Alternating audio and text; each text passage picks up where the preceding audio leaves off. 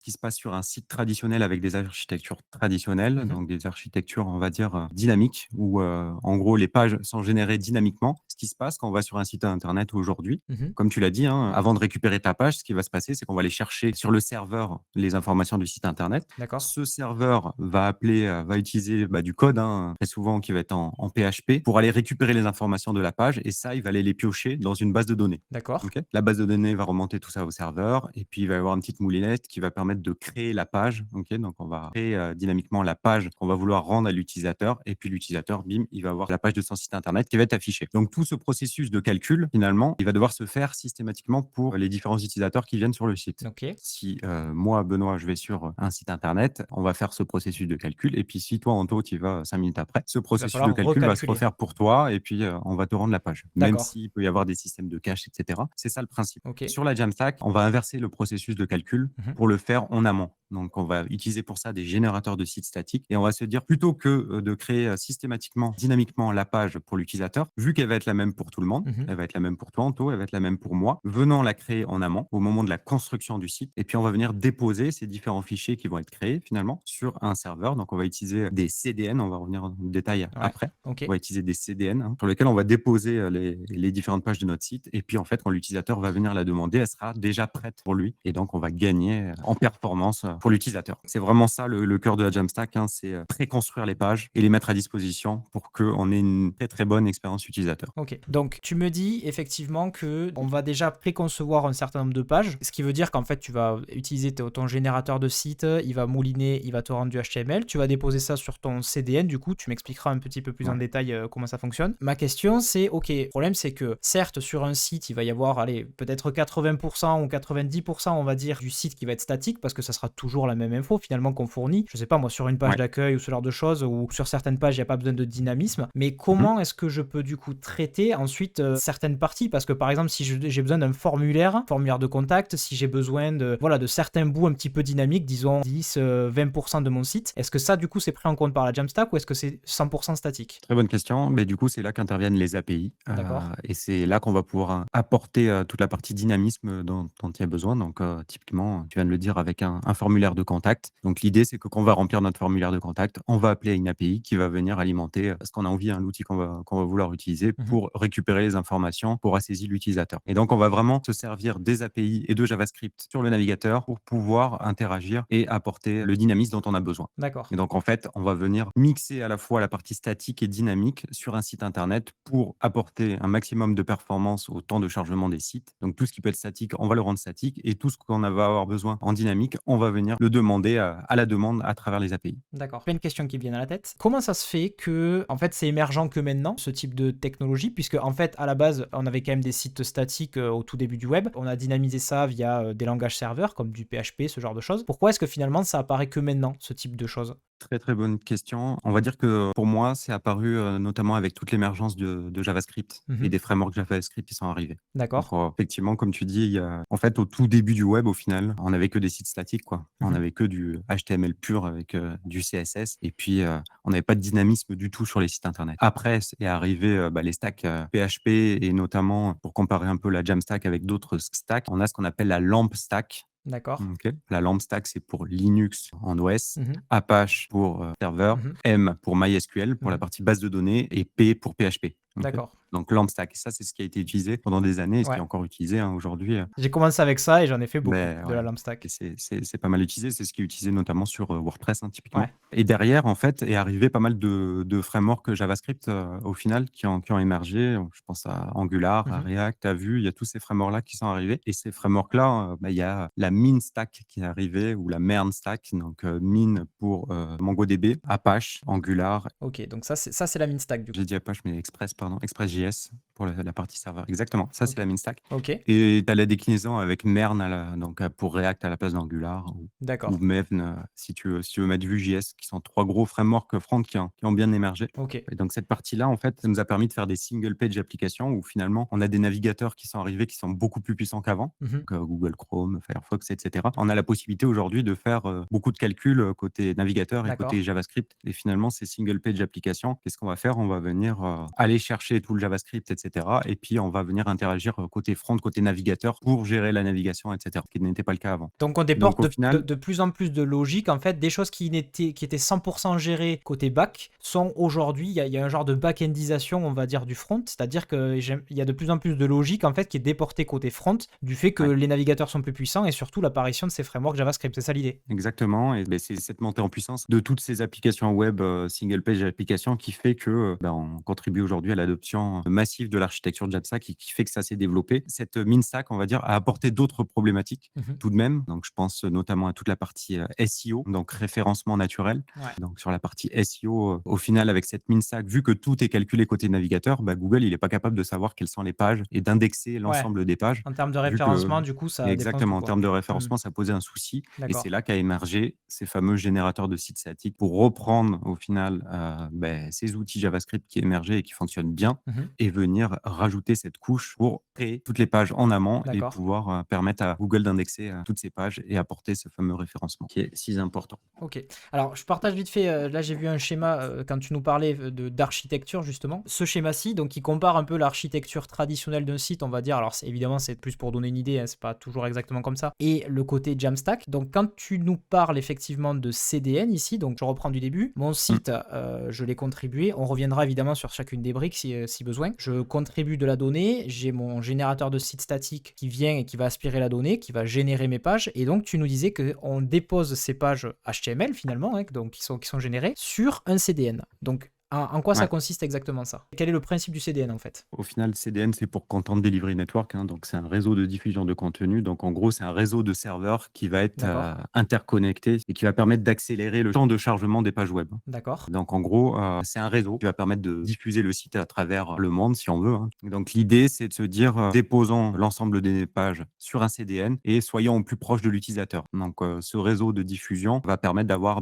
un serveur de base qui va être à Paris, mais on va avoir une application à Londres, à New York, au Japon, et cetera. Et donc l'utilisateur, en fonction de là où il est, on va aller chercher l'information au plus proche de Mhm. l'utilisateur, toujours avec un objectif d'être le plus performant et d'avoir un temps de chargement qui soit maximal pour l'utilisateur. Donc, si je comprends bien, ça c'est le principe finalement du CDN. Donc, tu as Mmh. on va dire ton info centrale ici qui va être répliquée en fait un peu partout. C'est ça l'idée. Ouais. Et ensuite, ben, les personnes, on va dire sur chacun des continents ou chaque endroit, vont aller demander l'information qui est en fait, je vous rappelle, répliquée un petit peu partout. Vont aller demander cette info directement au serveur le plus proche, à la machine la plus proche qui héberge finalement les assets que sont les pages HTML. Il y a aussi tout ce qui est images et vidéos, j'imagine, parce que c'est aussi inclus, non? Ouais, complètement. C'est un outil qui va nous permettre de diffuser du contenu, hein, donc ça peut très bien être utilisé pour des images, pour des vidéos, tu as complètement raison et ça a plusieurs objectifs, hein. C'est objectif numéro un, c'est réduire le temps de chargement des pages, Ouais. forcément, pour être plus proche de l'utilisateur. Ça va permettre de réduire les coûts de bande passante aussi, ça va permettre d'augmenter la disponibilité du contenu, Mhm. donc éviter, quand il y a un trop grand nombre de personnes qui arrivent sur un site typiquement, le fait que ce soit diffusé comme ça,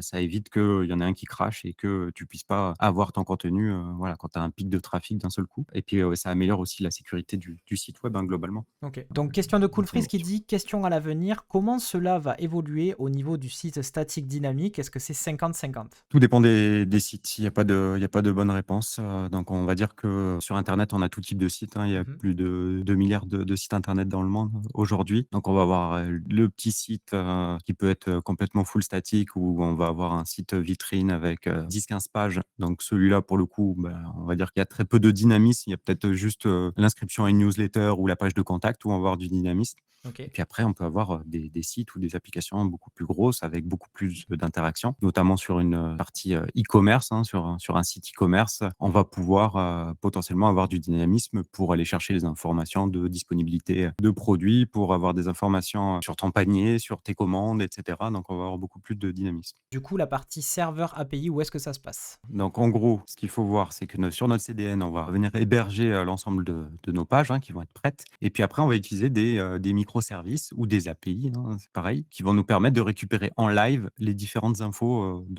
qu'on veut afficher sur notre site, hein. Mmh. Et on va venir les utiliser à la demande. Donc les API, en fait, c'est un point important de la Jamstack, c'est qu'on va pouvoir utiliser soit des API qu'on va vouloir créer nous-mêmes, hein, on Mmh. peut très bien créer nos propres API et venir les utiliser, ou alors on va utiliser des API de services tiers. Donc on va utiliser des services tiers de confiance, des solutions approuvées pour, je sais pas, par exemple, potentiellement gérer l'authentification client, pour aller chercher les informations de contenu. Donc on va en parler après, mais la Jamstack s'appuie beaucoup sur les CMS headless, hein, Mmh. les outils de gestion de contenu dédiés à la gestion de contenu, et eux-mêmes vont proposer des API pour qu'on aille chercher les informations, aller chercher le texte de notre site, les images de notre site. Donc c'est comme ça qu'on va venir utiliser les API. OK, très bien. Alors, j'aimerais bien qu'on revienne peut-être sur, les acteurs principaux, les outils principaux finalement. Est-ce que, à aujourd'hui, dans ce marché-là qui j'ai l'impression est émergent, puisque c'est quelque chose qui a l'air relativement récent, peut-être plus développé ailleurs qu'ici, je ne sais pas, parce qu'en France, c'est moins développé potentiellement, je sais pas? Ça se développe de plus en plus, ça se développe. On va dire que oui, ça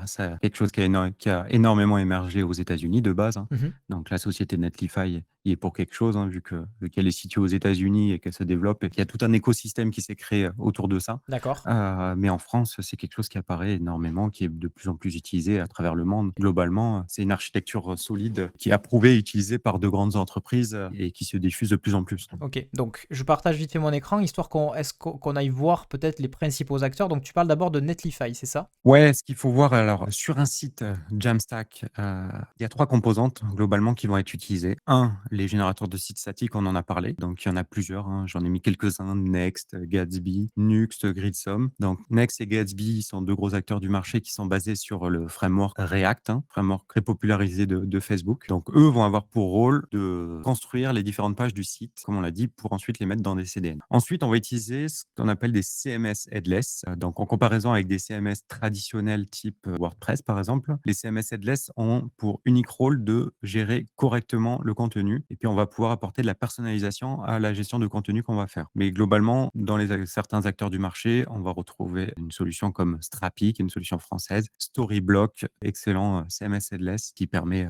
notamment toute la partie éditeur visuel. On a Sanity aussi, hein, très apprécié de l'écosystème, et Prismic, mais il y en a plein d'autres. Et la dernière composante des solutions de Jamstack aujourd'hui sont les plateformes de déploiement et d'hébergement. Donc eux qui ont pour rôle de venir écouter les modifications finalement qu'on va avoir sur notre code à travers le générateur de sites statiques, écouter les modifications qu'on va avoir sur la partie gestion de contenu, donc les CMS headless, pour reconstruire et redéployer la solution quand c'est nécessaire et les héberger. Donc les D'accord. deux gros du marché aujourd'hui qui sont bien positionnés sur la Jamstack, on a Vercel et Netlify, qui sont 2 concurrents. Vercel, c'est la solution qui a créé le framework Next.js, et Netlify a récemment racheté la solution Gatsby. Donc ils ont chacun également leur générateur de sites statiques, c'est marrant. Donc c'est là qu'on va retrouver le CDN, et puis c'est ces outils-là qui vont construire le site. OK. En gros, on va dire 3 strates, 3 composantes importantes. Donc il y a partie générateur de sites statiques, CMS headless et plateforme. Regarde, Ah ben tu l'as voilà, comme tu ça. réponds à ma question. Donc, Ouais, parce que je voulais savoir en fait dans quel ordre est-ce que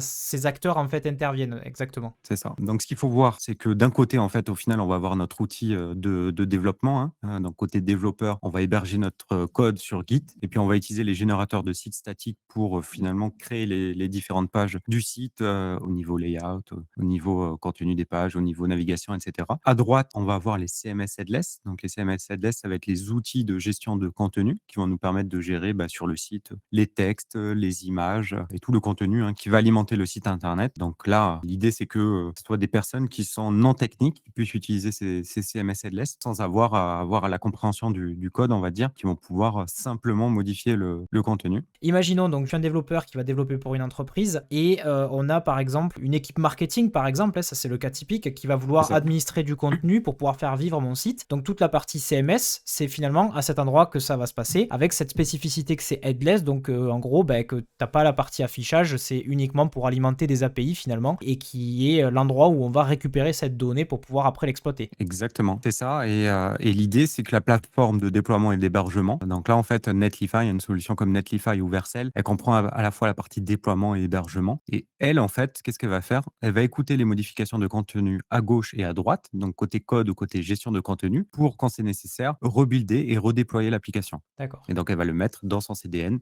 qu'elle contient. Et donc, on va avoir notre site qui va être déployé grâce à cette plateforme-là. Ok. Chez PicBeam, quelle solution SSG, donc Server-Side Generator, Ouais. quelle solution CMS Headless et CDN privilégiez-vous? Si plusieurs, comment est-ce que vous les choisissez? Très bonne question. Donc, avec ces générateurs de sites statiques, on va créer tout le code qui va permettre de générer les différentes pages. On va compiler et puis on va mettre les différentes pages à disposition sur notre CDN. Sur ces solutions, pour te répondre, Igor, on en a testé plusieurs. Aujourd'hui, c'est Next.js qui nous semble le plus abouti, qui nous permet de faire le plus de choses et c'est la solution qui est le plus utilisée aujourd'hui dans l'écosystème Jamstack. Donc, il y a un rapport qui est fait tous les ans sur la Jamstack, un sondage qui est fait auprès de tout l'écosystème. Et Next.js, c'est à peu près 50% des gens qui utilisent aujourd'hui Next.js. Donc, c'est en train de devenir le gros framework apprécié par tout le monde. Et alors ensuite, on a une question de iFixYourTech qui dit, c'est un peu comme, alors je pense que c'est pour le côté CMS Headless, c'est un peu comme un accès à un back-office. C'est ça en fait. Exactement, exactement. Et très bonne transition pour parler des CMS headless. Donc, les CMS headless, je l'ai mis ou pas parce qu'en fait, sur de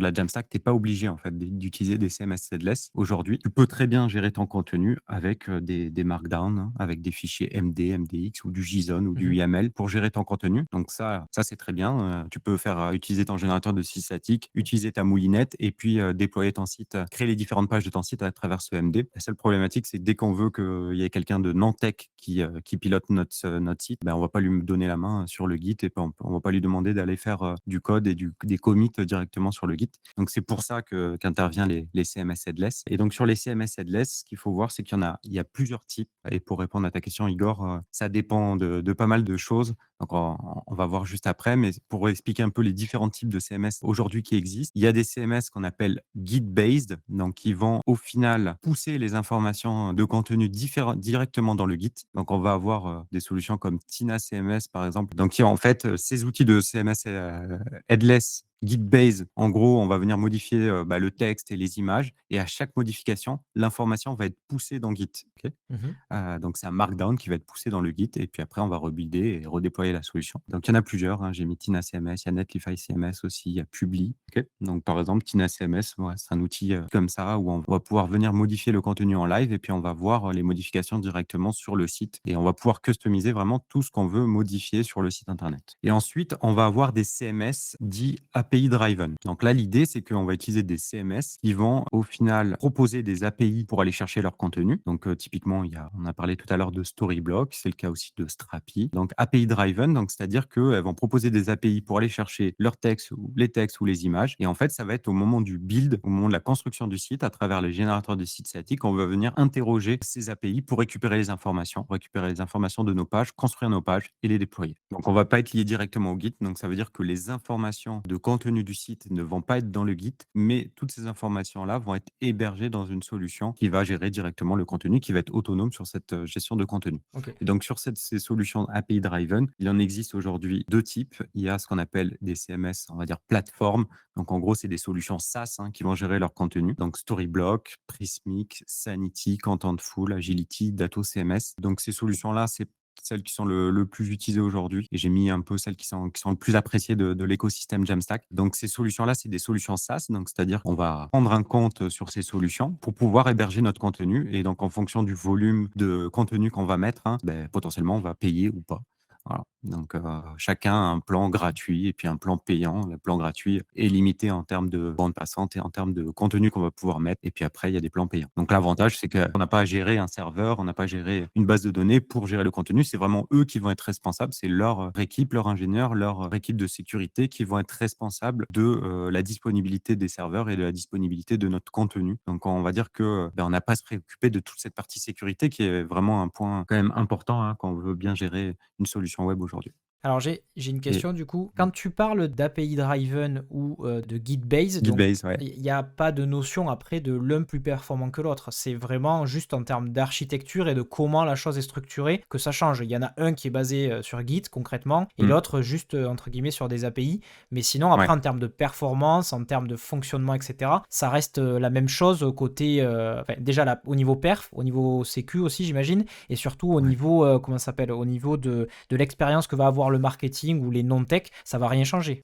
Oui et non, ça dépend vraiment des usages. En soi, pour un site, j'ai envie de te dire oui, mais le gros avantage des CMS, plateformes de ce type-là, donc Storyblock, Prismic, Sanity et cetera, c'est qu'au final, on a un outil de gestion de contenu central sur Mmh. lequel on va mettre tous nos contenus, mais qu'on va pouvoir diffuser sur plusieurs plateformes, plusieurs sites potentiellement D'accord. et même plusieurs, applications. Donc c'est, du CMS headless qui va nous permettre d'envoyer notre contenu sur un site vitrine, sur un site marchand, sur une application mobile et diffuser comme ça le contenu à plusieurs endroits. Donc D'accord. c'est ça aussi la grosse force de ces solutions-là, contrairement aux solutions Git-based ou qui sont directement intégrées dans le code de notre solution, donc qui vont pouvoir être utilisées qu'une seule fois via le site, sur lequel on envoie, quoi. OK. Et dernier point sur la partie, donc Storyblock, hein, très rapidement, je vous montre, à quoi ça peut ressembler l'interface. Donc c'est une interface de ce type où on va avoir la possibilité d'éditer le contenu comme ça sur la droite et puis on va avoir notre édition visuelle, qui va être là. Donc on va pouvoir vraiment déplacer les blocs, cliquer sur les blocs pour modifier le contenu et c'est vraiment très simple, très ludique et pour une équipe marketing qui ne connaît pas,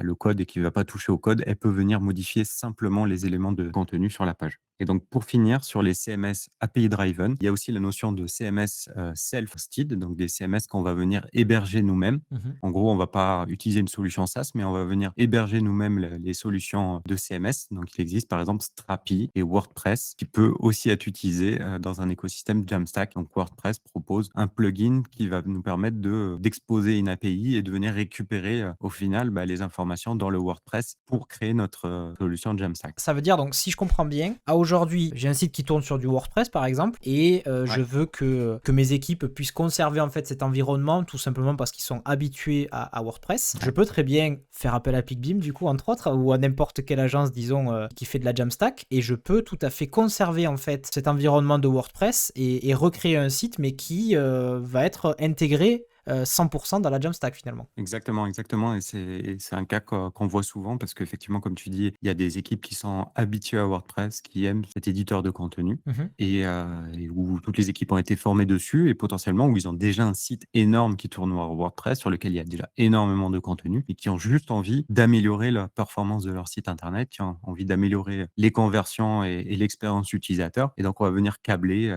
un générateur de site statique à notre WordPress, donc un Next ou un Gatsby pour aller chercher les informations et créer notre site à part. Donc on va garder WordPress juste pour la partie back office, gestion de contenu et puis on va utiliser notre, générateur de site statique pour créer les différentes pages du site et pour avoir un site qui est beaucoup plus fluide avec une meilleure expérience utilisateur. Donc Strapi, un exemple, ça ressemble à ça. On va pouvoir vraiment customiser exactement, les différents champs qu'on va vouloir, éditer et on vient construire sur mesure notre modèle et le contenu qu'on va vouloir éditer. Et donc pour répondre à Igor, pour le choix, hein, d'un CMS headless aujourd'hui, il y a pas forcément de réponse magique. Ça va dépendre du besoin du client, ça va dépendre de qui c'est qui gère le contenu aujourd'hui. Est-ce que c'est une personne? Est-ce que c'est 10 personnes? Est-ce que c'est 100 personnes? Est-ce que elles ont un besoin d'un mode preview, de prévisualiser les modifications qu'elles vont faire sur leur site? Ou est-ce que c'est pas nécessaire? À quelle fréquence aussi? Je l'ai pas mis dans les questions, mais à quelle fréquence, les modifications vont être faites? Est-ce que c'est une fois, par an qu'il va y avoir une modification sur le site ou est-ce que ça va être 10 fois par jour? Où est-ce qu'on veut enregistrer les datas? Ça, c'est un point important aussi. Est-ce que, on est OK de laisser, les datas de notre site, sur une solution SaaS ou est-ce qu'il faut qu'on l'héberge sur un serveur interne à l'entreprise?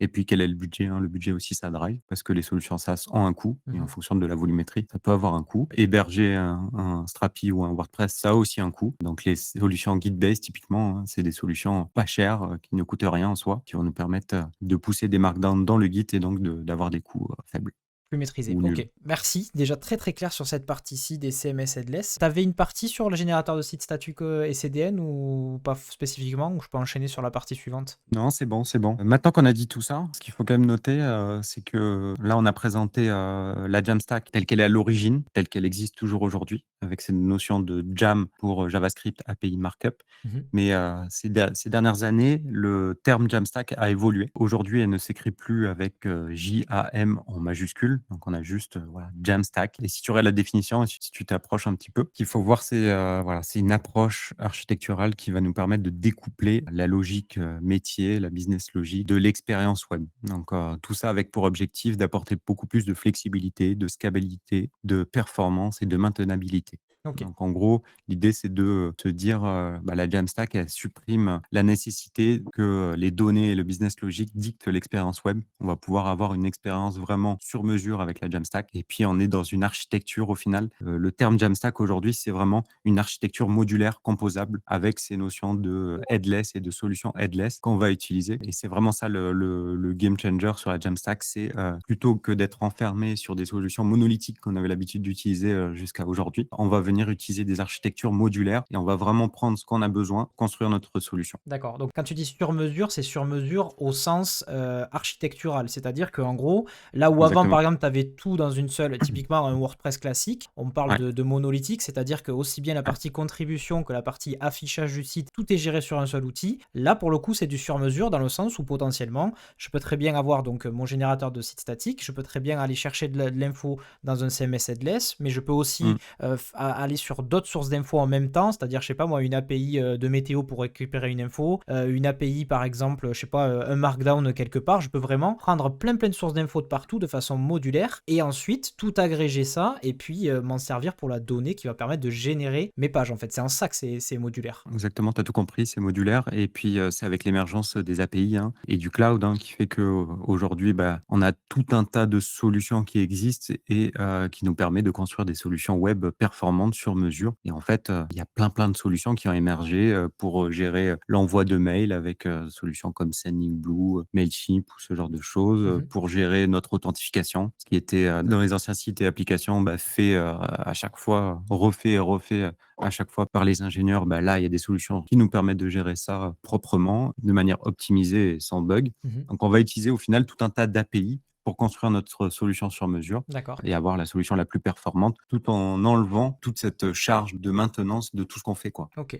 iFixYourTech qui dit: «À partir de quel moment est-ce qu'on peut se dire qu'il est mieux d'utiliser la Lampstack?» Dans le sens, quelle est la limite de la Jamstack? Et alors ça, c'est une transition parfaite parce que justement, je voulais enchaîner sur la partie avantages et inconvénients, enfin limite en tout cas de la Mmh. Jamstack. Donc peut-être tu peux commencer d'entrer avec les limites et poser répondre à ce type de questions. Mmh, mmh, Et mmh, donc mmh. la dernière question, c'est est-ce que, la Jamstack est juste une trend qui serait amenée à disparaître dans quelques années selon toi? Est-ce que tu peux répondre du coup à toutes ces questions aussi? Ouais, écoute, pour moi, aujourd'hui, hein, avec, ce changement de définition de la Jamstack, et le fait que ce soit vraiment cette notion de web modulaire, avec la Jamstack, on peut tout faire aujourd'hui, hein.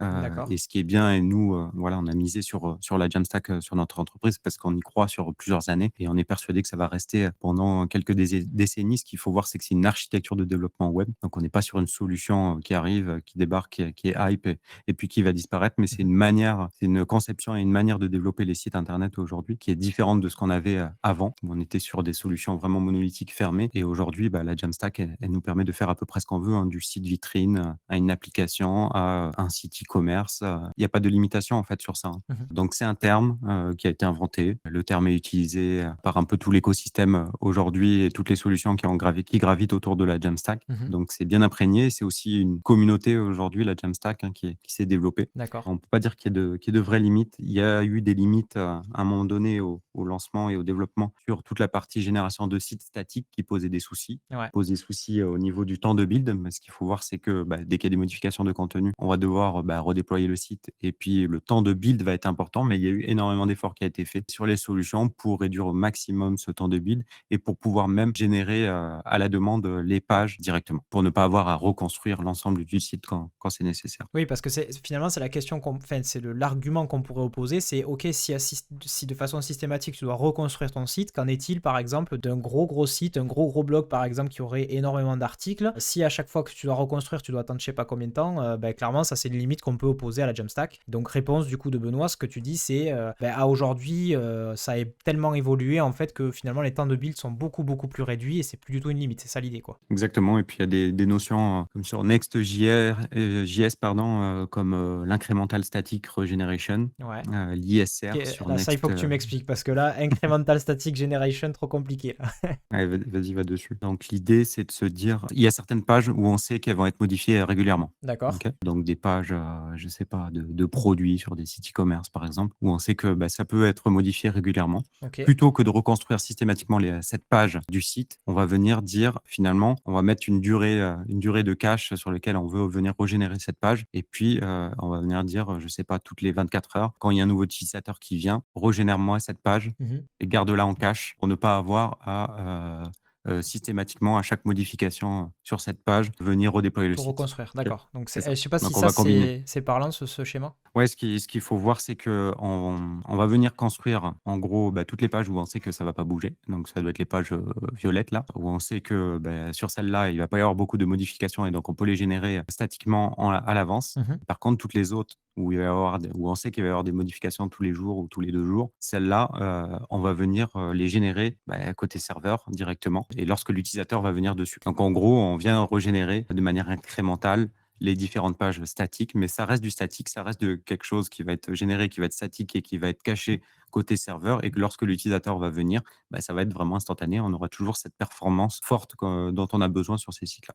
OK. Là, on parlait un peu des limites qui finalement n'en sont plus vraiment. C'était vraiment des choses qui datent visiblement de ce que tu nous en dis. Si je récapitule au niveau des avantages, donc on a d'abord dit plus de modularité, c'est-à-dire qu'aujourd'hui, je peux très bien utiliser tout un tas d'API, choisir à la carte un générateur de site statique, choisir mon CMS, etc., etc. Ensuite, tu Mmh. nous as parlé de la performance aussi, des sites plus performants puisque déjà pré-générés à l'avance. Et puis en gros, il y a un petit peu de dynamisme, mais vraiment sur, mettons, 10%, et on va traiter ça côté front Mmh. avec un framework. Est-ce qu'il y a d'autres avantages? Moi, je parlais de la sécurité tout à l'heure. J'imagine que ça, c'est pareil, ça va être un avantage qui va être mis en avant. Est-ce que, Mmh. voilà, c'est grosso modo les avantages qu'on peut avancer. En termes de Je repartage. sécurité, ouais, j'aimerais bien savoir du coup en termes de sécurité, je sais pas si tu as une slide là-dessus, mais en termes de sécurité, en quoi est-ce que ça va être plus sécure finalement d'utiliser la Jamstack? Il y a pas mal d'avantages, hein. L'objectif, bah, c'est d'améliorer les performances. Donc, quand on améliore les performances, on va améliorer le taux de conversion, hein. Au final, c'est pour ça, hein. On améliore l'expérience utilisateur et puis on va faire en sorte d'améliorer le taux de conversion. C'est l'objectif principal d'un site, c'est de convertir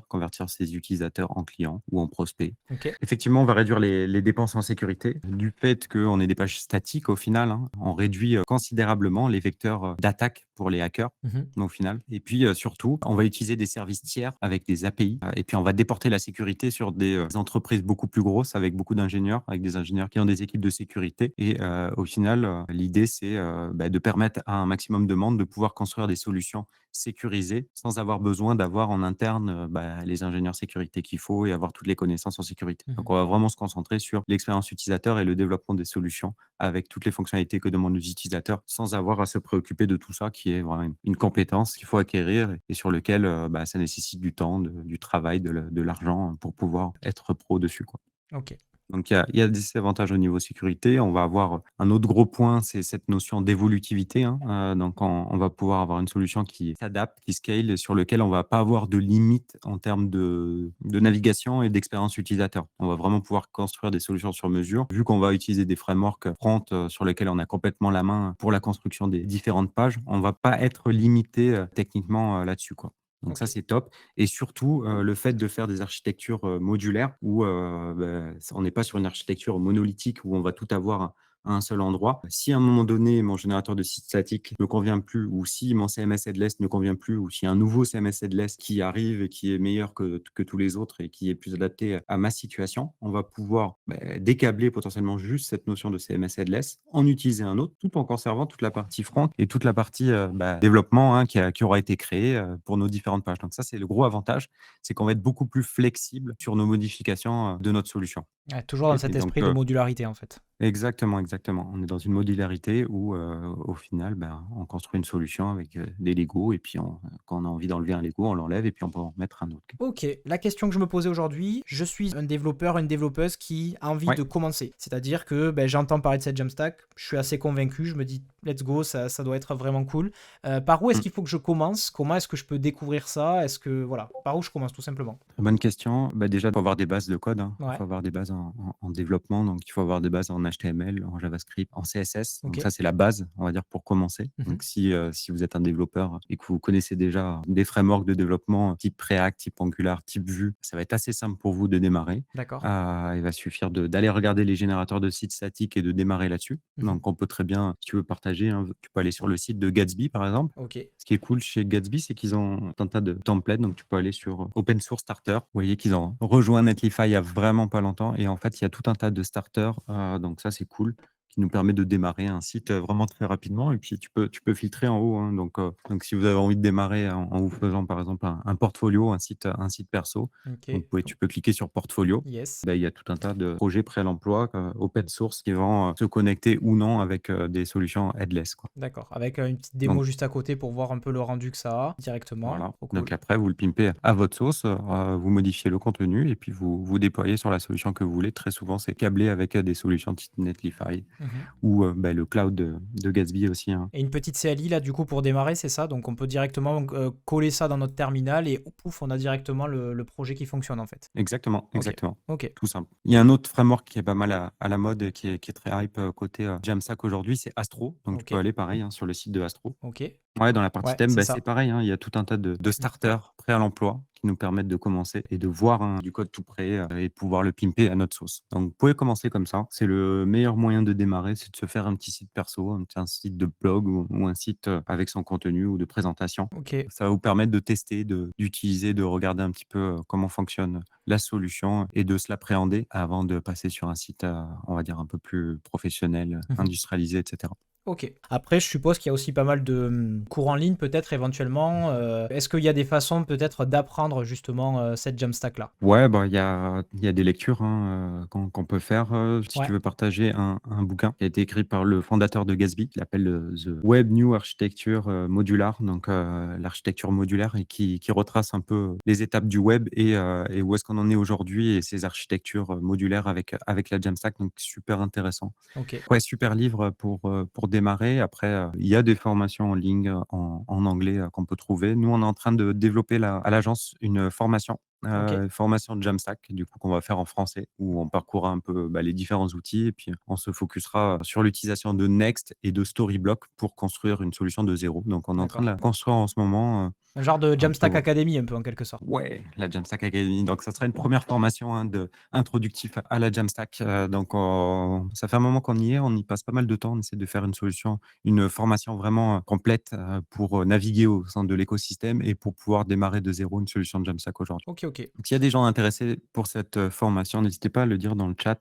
Donc voilà, si jamais vous voulez tester, bon, vous avez évidemment directement les solutions que vous a partagé Benoît avec des starters. Vous pouvez chercher aussi en ligne, il y a quelques formations. Et ce petit bouquin du coup qu'on vous a partagé tout à l'heure. Et donc, ben, bon, j'imagine que tu nous le diras quand si jamais quand la Jamstack, enfin je sais pas comment vous allez Ouais, l'appeler, ouais, mais ouais. On est en quand, train de travailler dessus. ok, quand ça sortira, ben, comme ça on pourra partager le lien. Si vous avez des bonnes connaissances, commencez par aller tester de votre côté, de vous-même, les outils, etc. Après, c'est de l'expérience, hein, donc il y a plusieurs outils, comme vous avez compris. Il faut choisir les bonnes solutions en fonction des projets.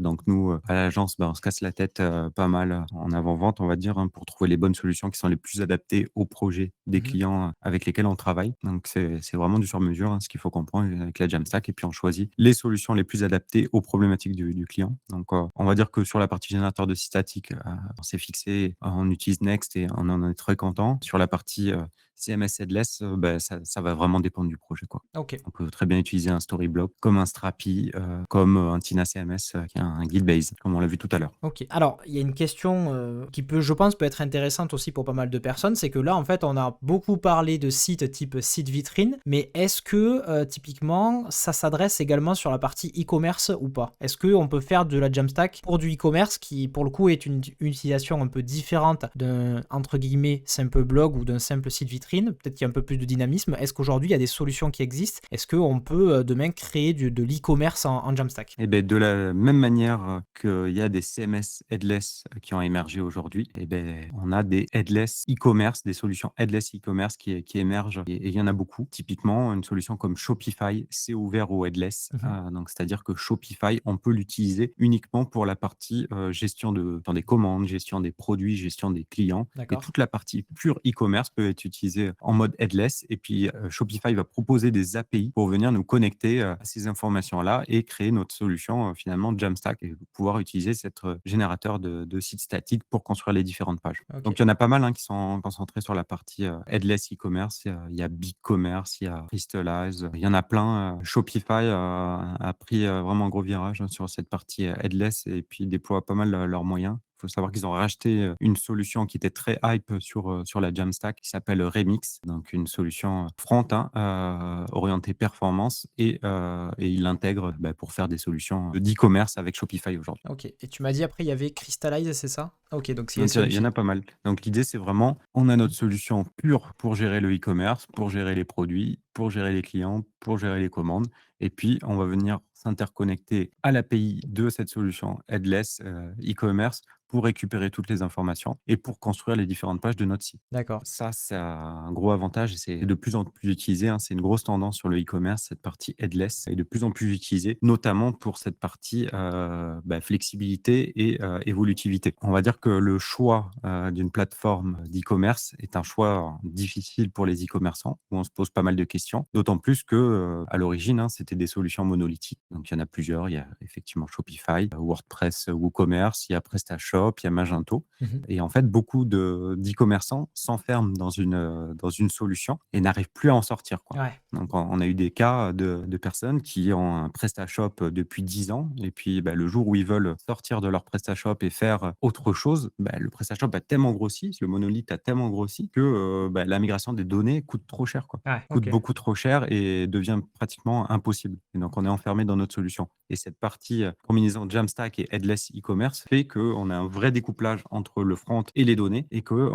si, notre solution front ne nous plaît plus, si on veut revoir les parcours, si on veut revoir le design, si on veut revoir la charte graphique et cetera, on va pouvoir le modifier. Et à l'inverse, si notre solution, pour gérer la partie e-commerce ne nous convient plus, on n'est pas obligé de jeter toute la partie front sur lequel on a capitalisé, on a du SEO, on a pas mal de choses qui a été créé, pendant des années sur la partie e-commerce. On la garde et puis on la plug à une nouvelle solution de headless e-commerce. Bien évidemment, ça va nécessiter quand même de la migration de données, Oui, du mais beaucoup travail. moins cher Mmh. que ça. OK. Il y a une question qui est hyper intéressante de Olivier qui dit: «Est-ce qu'on peut en faire des applications métiers, genre CRM, campagne, et cetera?» Donc est-ce que tu peux expliquer peut-être le lien entre Jamstack et typiquement, une application métier ou est-ce que c'est vraiment décorrélé complètement? Ouais, ouais, à l'origine, effectivement, Jamstack, hein, à son terme originel avec les JAM pour JavaScript API Markup, c'était plus dédié aux solutions pure statiques, aux solutions de sites, hein, vitrines et e-commerce, mais pour les applications métiers, c'était pas forcément énormément le cas. Mais Mmh. avec cette évolution de la définition de la Jamstack et au final, le fait de dire que la Jamstack, c'est une architecture modulaire, fait qu'on peut très bien créer des solutions et des applications métiers aujourd'hui avec cette philosophie Jamstack et cette philosophie modulaire où on va utiliser notre framework front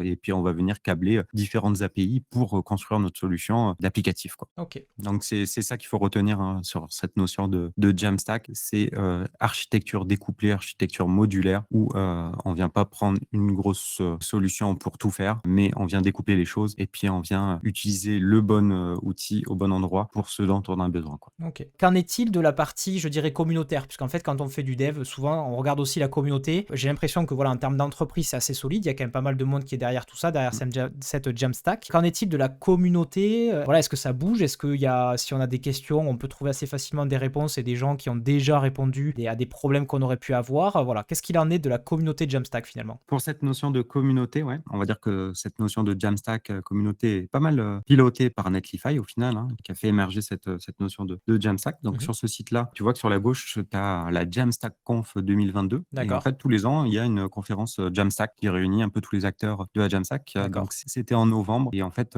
c'est là que se retrouvent un peu, toutes les solutions et tous les outils qu'on retrouve et dont on a parlé, aujourd'hui. Donc c'est un rassemblement vraiment des voilà, de cet écosystème-là et des passionnés de cette architecture de développement web. On en avait parlé un petit peu, mais si tu vas aussi dans la partie, The Jamies, l'écosystème a voté pour, élire, plusieurs personnes et plusieurs, entreprises de l'écosystème Jamstack. Donc on voit que, il y a eu un award pour, l'innovation de l'écosystème. Donc l'année dernière, on avait Astro, là, on a la solution Svelte, hein, qui est très en vogue aussi. On a le Mhm. projet de l'année Ouais. qui a été voté juste en bas, donc le projet, le site internet, Mozilla MDN, donc gros site qui a été fait en Jamstack et puis si tu continues, tu as l'agence de l'année aussi, hein, donc on Mm. a Un KQA, ouais, qui 3 est assez connu. agences, Mhm. ouais, AK, et Bejamas qui a été élu plusieurs fois, qui est très belle agence Jamstack, et Mmh. Icus aussi, une plus petite agence, nordique, très, très intéressante et très performante dans l'écosystème, Jamstack. Donc cool de voir 3 types d'entreprises vraiment Ouais. différentes, une, très grosse, une, voilà, de taille, on va dire qu'ils sont une cinquantaine, et Icus qui est une plus petite entreprise de moins de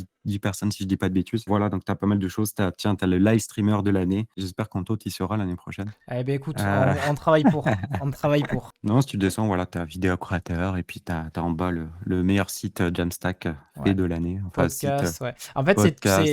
c'est tout un tas de ils priment, en fait, chaque année à l'occasion de cet événement, finalement, ils élisent un peu le meilleur, de chaque thématique, quoi. C'est un peu comme les, on va dire, les Oscars, on va dire, de la Jamstack, quoi. C'est ça l'idée? Exactement. OK. C'est intéressant cette notion de communauté et de rassemblement. On va dire que voilà, il y a beaucoup d'entreprises aujourd'hui qui gravitent autour de la Jamstack et qui Ouais. ont créé des solutions, dans cet écosystème-là. C'est des entreprises qui interagissent, hein, vraiment les unes avec les autres, et qui font vivre cette communauté, hein. OK, et alors après, donc les Jamies, Jamstack Conf, est-ce qu'il y a d'autres ressources qui peuvent être intéressantes pour les gens qui voudraient se renseigner un petit peu plus? Est-ce que tu as des trucs en tête? Il y a beaucoup de bouquins, hein. Vous tapez, sur Amazon, Jamstack, il y a énormément de bouquins autour de ça. Il y a pas longtemps, il y a aussi, une conférence qui était The Jam Dev 2023. Vous OK, pouvez aller voir, il y a pas mal de vidéos, hein, qui sont en replay, dessus, qui sont OK. très, très intéressantes. Il y en a une sur la partie e-commerce avec la combinaison, notamment, Shopify et Sanity, qui est plutôt cool, Mmh. et qui montre un peu tous les avantages du headless e-commerce aujourd'hui. Donc The Jam Dev. Donc voilà, et OK. grosso modo, après, bah, toutes les solutions font aussi leurs conférences, hein. Il y a la conférence Gatsby même, qui a fait aussi, hein, cette notion d'award, et pour récompenser les agences et les meilleurs sites, de l'année. Et puis Next.js, c'est pareil. Donc, on a vraiment, de l'émulsion et de la communication, et une belle communauté qui se développe, à travers les différents Qui est outils. derrière tout Et ça. c'est ça qui est cool. OK.